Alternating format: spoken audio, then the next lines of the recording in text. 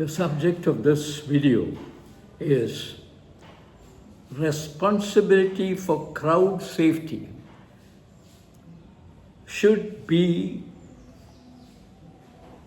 and should squarely rest on the police, should be with the police. I speak of this in the context of the stampede at Karur, Tamil Nadu, and a similar stampede at Bangalore, where the IPL was giving a reception to the winning team, the local team at that. Now, as different from the usual way in which I speak, I have noted down a few points here on my notepad. And that's because I thought this expression of outrage and the generalizations that come in the wake of these events is not the right way at all. In fact, expression of shock has become a kind of default action, a kind of routine action by politicians.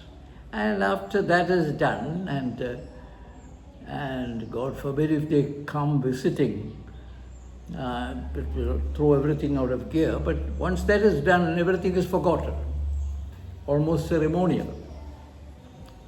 That's unfair to the subject, because if you don't look at it carefully and if you don't look at it seriously and try to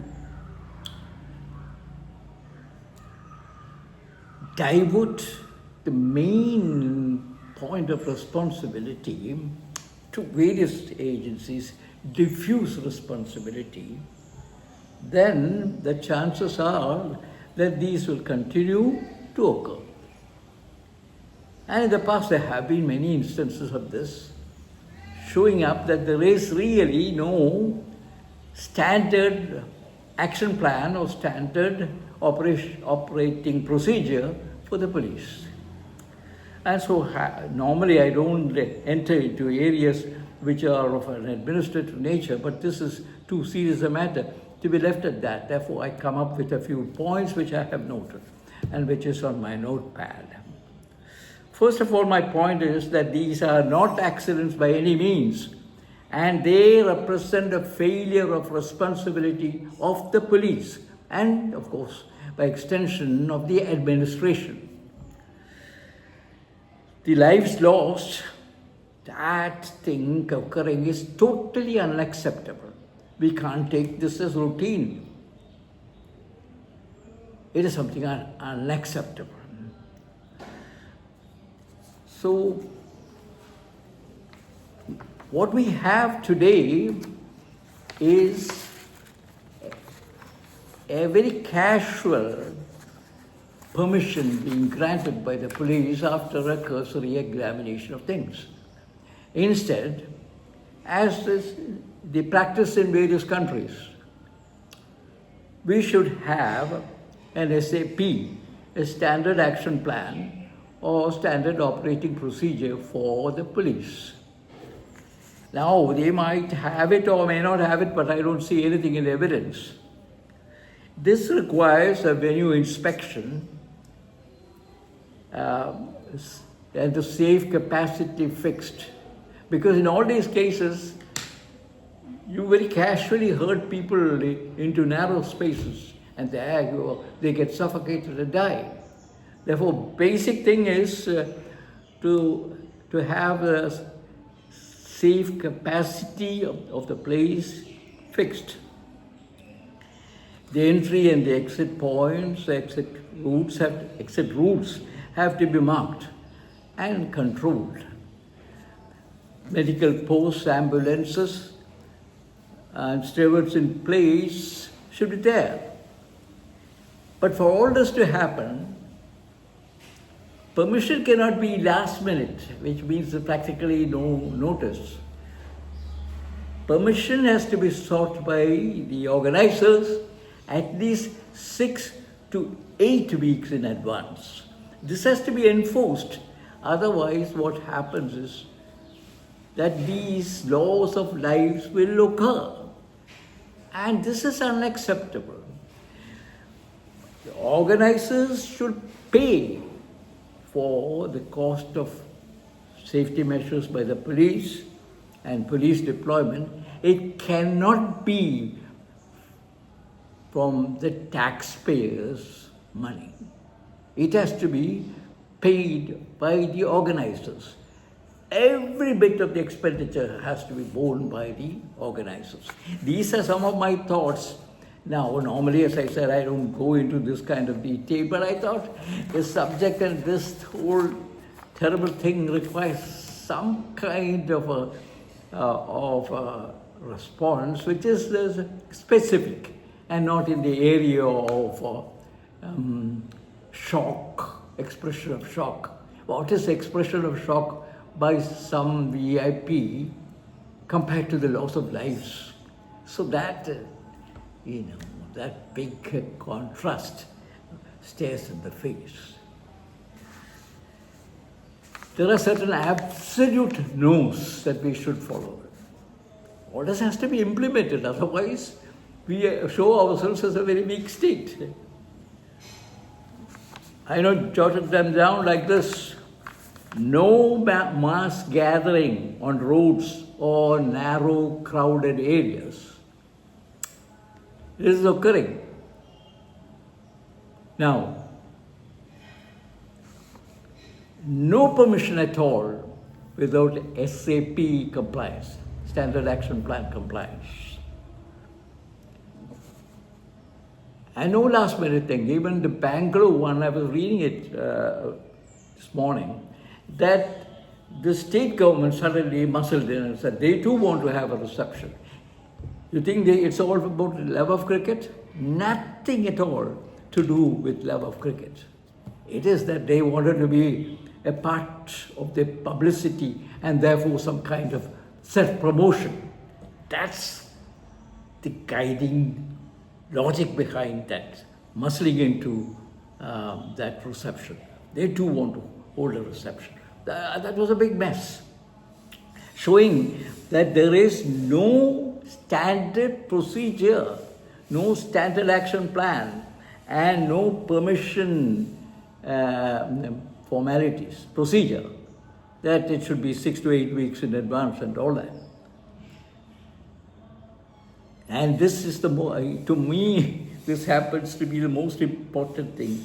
No taking children to mass gatherings. It was terrible to see women, with the dead bodies of children wailing. Why would they have to be taken to this kind of gathering where everything is so risky? So this has got to be changed. First, by prescribing penal action, preventing parents from taking children to these kinds of gatherings. That has got to be enforced carefully. And of course, a process of education should start on all this.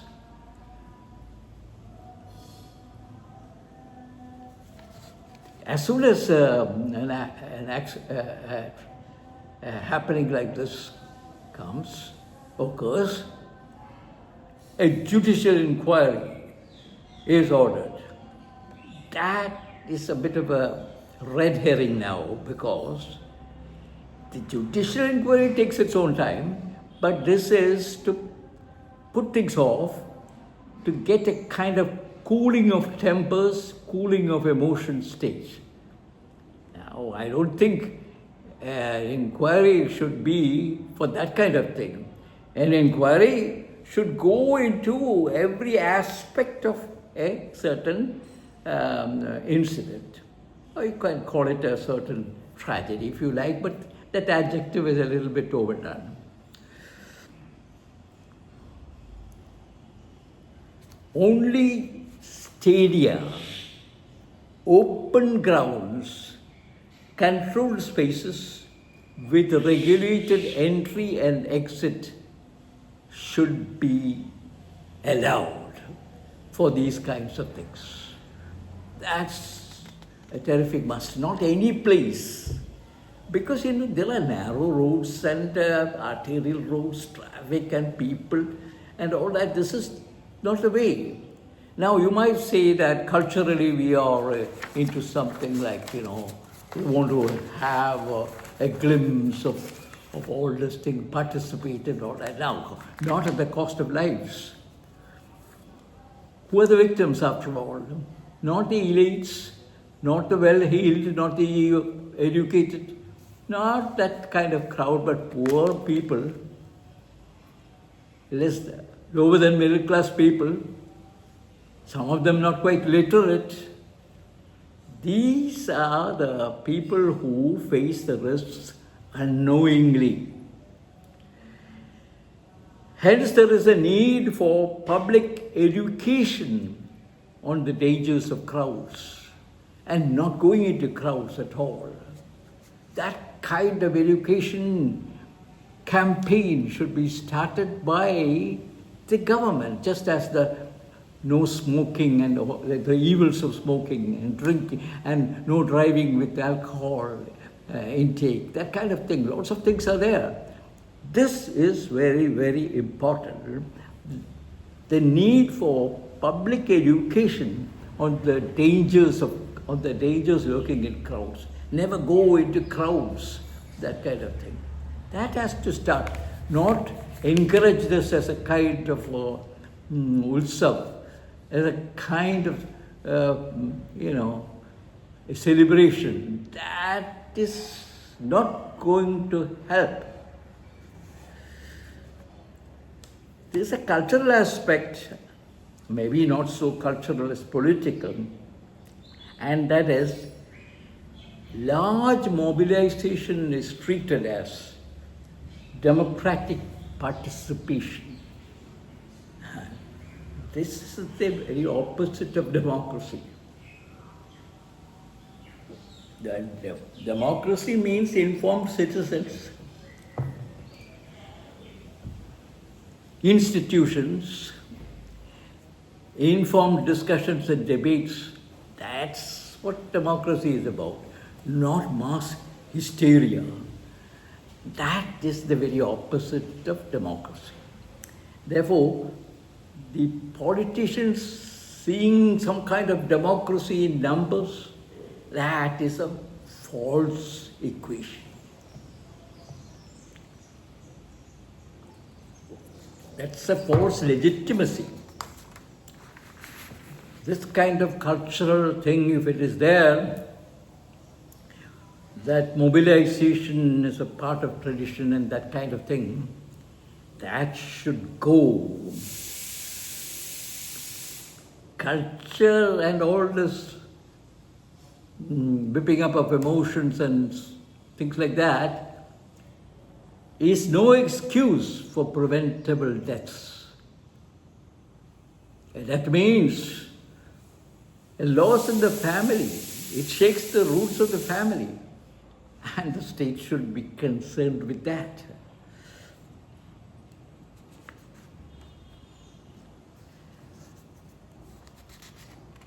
Before I close, I got to say something about what could be called the VIP and celebrity menace. It's a minor menace because they appear from nowhere and then suddenly there's a crowd there. You know what I mean?